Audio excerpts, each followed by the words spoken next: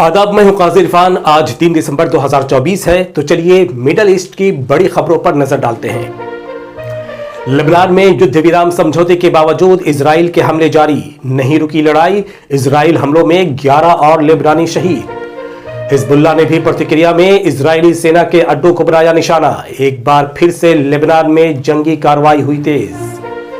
Hamas का बयान, 33 Israeli बंधकों की हुई मौत, बंधकों के परिवार वालों में मायूसी, नेतन्याहू का बढ़ा दबाव। गाजा में खाने पीने की चीजों की हो गई है भारी कमी, खाद्य आपूर्ति पहुंची अब तक के सबसे निचले स्तर पर। अमेरिकी सीनेटर बर्नी सैंडर्स ने दिया बयान, कहा इजराइल नेतन्याहू की सरकार गाजा में कर रही है युद्ध अपराध, लोगों को भूखा रखकर और हजारों नागरिकों की हत्या करके नहीं लड़ी जा सकती है जंग।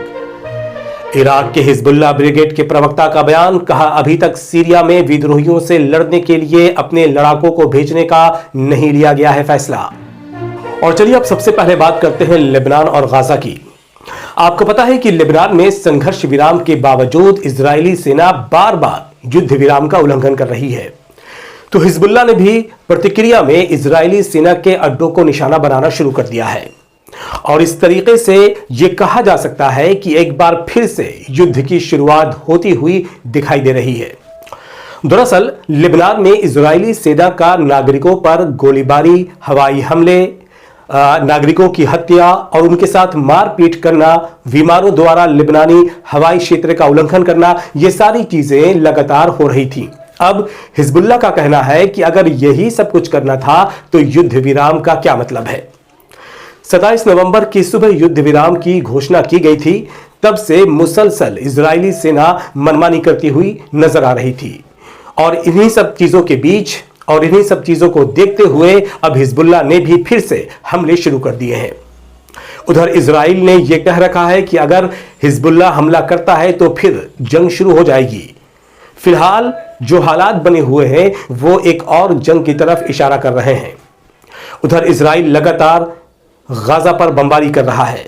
हमास का कहना है कि उनके कैद में जो बंदी हैं उनमें से 33 बंधकों की मौत हो चुकी है। बंधकों के परिवार वालों ने मायूसी का इजहार किया है और नेतन्याहू पर हमास के साथ डील करने का दबाव बनाया है। और चलिए अब बात करते हैं सीरिया की। तो देखिए, सीरिया के राष्ट्रपति बशर अल असद की सरकार अपने दौर के सबसे कमजोर हालत में नजर आ रही है। सीरिया में 2001 से बशर अल असद की सरकार है और 2011 में सीरिया के अंदर विद्रोह शुरू हुआ, लेकिन सरकार की इतनी बुरी हालत कभी नहीं थी। इसके पीछे सबसे अहम वजह यह है कि रूस और ईरान, जो बशर अल असद सरकार का सपोर्ट करते आ रहे थे, वो खुद जंग में पड़े हुए हैं और वो सीरिया का उस तरीके से सपोर्ट नहीं कर पा रहे हैं। और यही वजह है कि सीरिया का दूसरा सबसे बड़ा शहर सरकार के हाथ से निकल गया और विद्रोहियों ने इस शहर पर कब्जा कर लिया। हालांकि रूस की तरफ से अलेप्पो में बमबारी की गई है और विद्रोहियों को पीछे ढकेलने की कोशिश की गई है, लेकिन फिलहाल यह कोशिश नाकाम साबित होती हुई दिखाई दे रही है।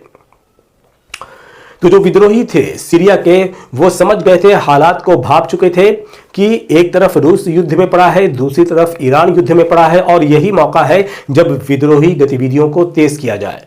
और यही वजह है कि सीरिया में एक बार फिर विद्रोही पूरी ताकत से हमले कर रहे हैं और बशर अल असद सरकार के नाक में दम किए हुए हैं।